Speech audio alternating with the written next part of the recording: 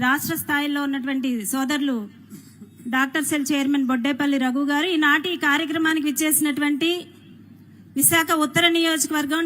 Telugu Desam party అలాగే Janasena party శ్రేణులందరికీ కూడా, ward అధ్యక్షులకి, కార్పొరేటర్లకి, వివిధ హోదాల్లో అనేక బాధ్యతలు వహిస్తూ కార్యక్రమాన్ని ముందుకు తీసుకువెళ్తున్నటువంటి పెద్దలు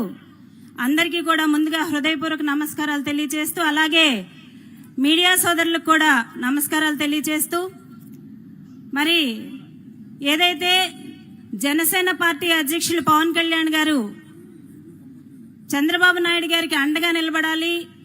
తెలుగుదేశం పార్టీ ఇబ్బందుల్లో ఉన్న సమయంలో మనం అండగా నిలబడి మనిద్దరం కలిసి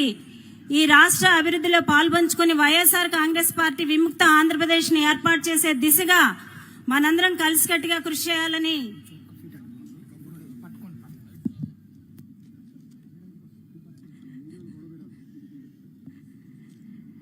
వైఎస్ఆర్ కాంగ్రెస్ పార్టీ విముక్త ఆంధ్రప్రదేశ్ ని ఏర్పాటు చేయాలన్న ఆలోచనతో మరి పవన్ కళ్యాణ్ గారిని తీసుకున్నటువంటి నిర్ణయంతో మనందరం కలిసికట్టుగా విశాఖ ఉత్తర నియోజకవర్గంలో మరి పెద్దలు గంటా శ్రీనివాసరావు గారి ఆధ్వర్యంలో మనందరం కూడా ఏ కార్యక్రమం చేపట్టినా కూడా ఒక మంచి వాతావరణంతో మనందరం ప్రతి కార్యక్రమాన్ని ముందుకు తీసుకువెళ్తూ విజయవంతం చేస్తున్నామన్న విషయాన్ని పెద్దల దృష్టికి తీసుకొస్తూ, మరి ఈరోజు విశాఖ ఉత్తర నియోజకవర్గం గురించి మాట్లాడాలంటే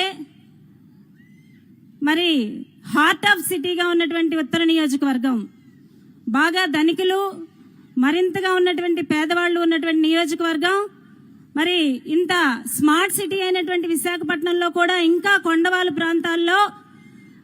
మరీ ఎమర్జెన్సీ అయితే గర్భిణీ స్త్రీలు డోలీల్లో కిందకి వెళ్లాల్సినటువంటి దుస్థితిలో ఉన్నటువంటి నియోజకవర్గం. మరి ఏదైతే మెట్ల మార్గం ఉండదు, రిటర్నింగ్ వాల్స్ ఉండవు, పార్కింగ్ ప్లేసెస్ ఉండవు, మరి ఎంతో అభివృద్ధి చేస్తాను, నాకు ఒక అవకాశం ఇవ్వమని చెప్పినటువంటి ముఖ్యమంత్రి రాష్ట్రం మీద ఎలాగూ దృష్టి లేదు, కనీసం మన నియోజకవర్గం గురించి కూడా ఏమాత్రం ఆలోచించినటువంటి పరిస్థితి. మరి ఇటువంటి సమయంలో జనసేన పార్టీ, టీడీపీ పార్టీ ఎవరికి అవకాశం వచ్చినా కూడా మనందరం కలిసికట్టుగా కృషి చేసి విశాఖ ఉత్తర నియోజకవర్గంలో జనసేన టీడీపీ ఉమ్మడి అభ్యర్థిని గెలిపించుకుని మన నియోజకవర్గాన్ని అభివృద్ధి చేసుకుందామన్న విషయాన్ని తెలియజేస్తూ, మరి ఈరోజు రాష్ట్ర పరిస్థితి ఎలా తయారైందంటే పిచ్చోడి చేతిలో రాయలాగా తయారైంది. మరి అధికారంలోకి వచ్చి 4.5 సంవత్సరాలు అయినా కూడా ఒక హిట్లర్ పరిపాలన, ఒక ముస్సోలినీ పరిపాలన, ఒక తుగ్లక్ పరిపాలన ఎలా ఉంటుందో అనేది కళ్ళకు కట్టినట్టు చూపిస్తున్నాడు తప్పించి అభివృద్ధి పదంగా ఏ రకంగా కూడా ముందుకు వెళ్ళినటువంటి పరిస్థితి. పెద్దలు గంటా శ్రీనివాసరావు గారు చెప్పినట్టు మహిళల పరిస్థితి అయితే, మహిళల్ని కేవలం ఓటు బ్యాంక్ రాజకీయంగా వాడుకున్నటువంటి పార్టీ ఏదైనా ఉంది అంటే అది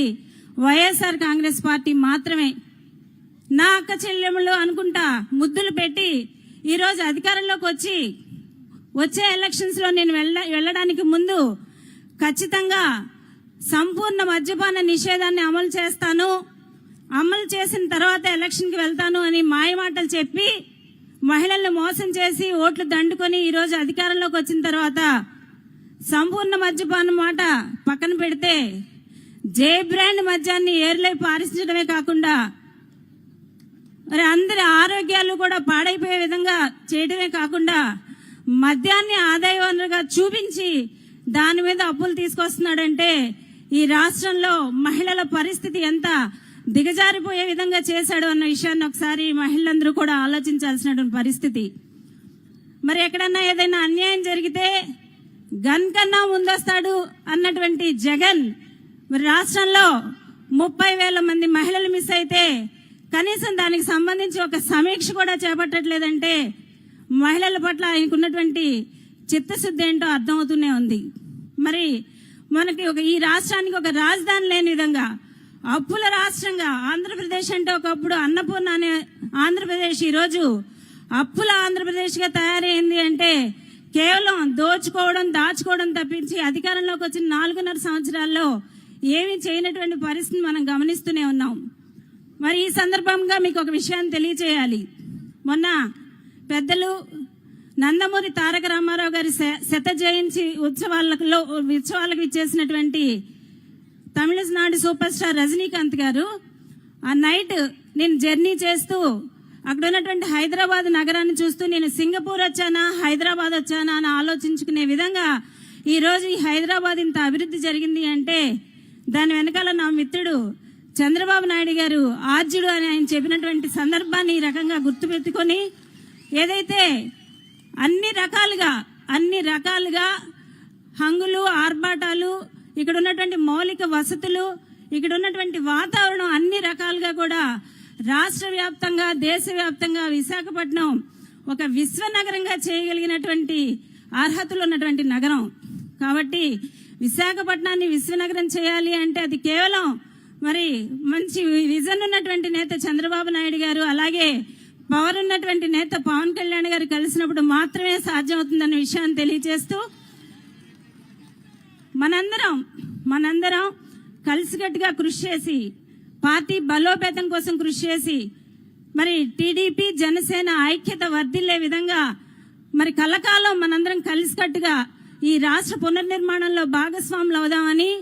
ఏదైతే రాష్ట్ర రాజధాని కూడా నోచుకోలేనటువంటి దౌర్భాగ్య స్థితిలో ఉన్నటువంటి మనందరికీ ఒక దిక్సీజులాగా ఒక నావాన్లాగా అటు చంద్రబాబు నాయుడు గారు ఇటు పవన్ కళ్యాణ్ గారు కనిపిస్తున్నటువంటి ఈ నేపథ్యంలో వీళ్ళిద్దరిని కలిపి గెలిపించుకోవాల్సినటువంటి అవసరం మనందరికీ ఉందన్న విషయాన్ని మరొకసారి గుర్తు చేస్తూ నాకు ఈ అవకాశం ఇచ్చినట్టు పెద్దలందరికీ ధన్యవాదాలు తెలియజేస్తున్నాను.